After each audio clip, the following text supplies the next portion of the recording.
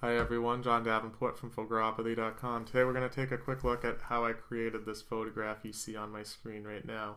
A lot of people seem to really like it. A few people asked me how I did it, so I thought I'd just throw together a video and take you from start to finish just so that you can see the process.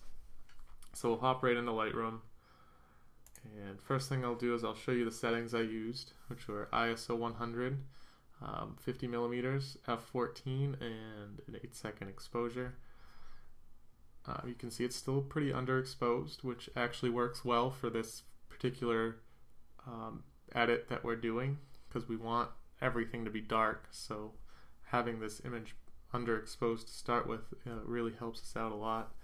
But we're even going to drop the exposure down further, because we really want that sky to be black, and we're going to bring the contrast up.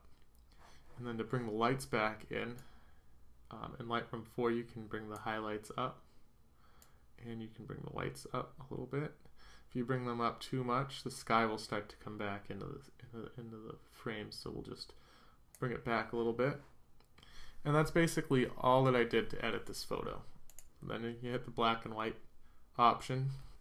It just removes all the color from the photograph, and we're left with this black and white image.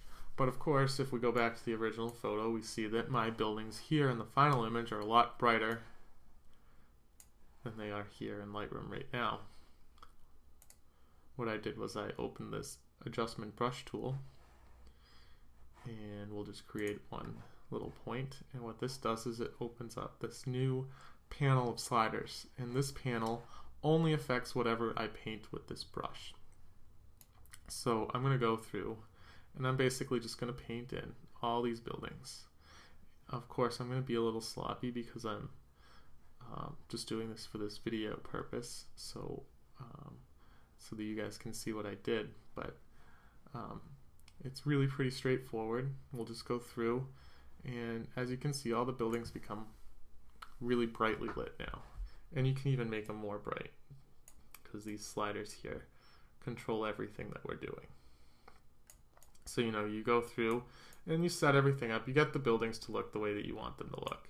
And then after you do that, or before, whatever you feel like, you click on your erase option here, which is basically what's coming out of this brush. And you can see there's a little negative sign.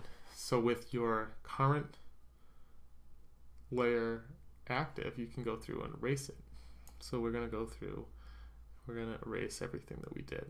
Now, because I'm far away, it's going to be hard for me to get into all the nooks and crannies of all these buildings.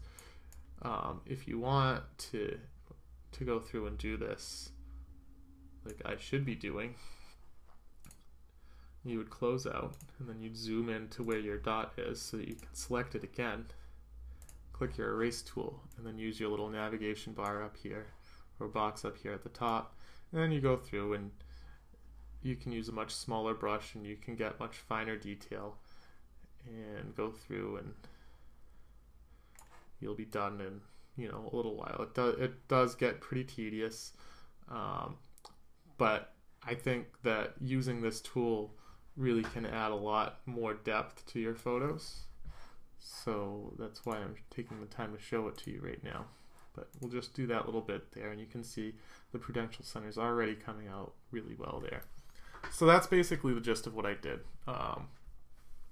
Other than that, clean up, it'd just be sharpening and all the final finishing touches. But everything's done in Lightroom, and then it's all set for you to share, frame, print, whatever you want to do. So if you like this little tutorial, please click the like button below. If you want to see more content from me, please click the subscribe button, and don't forget to share this video with your friends or anyone else that you think might like it. Thanks for watching, and have a great day.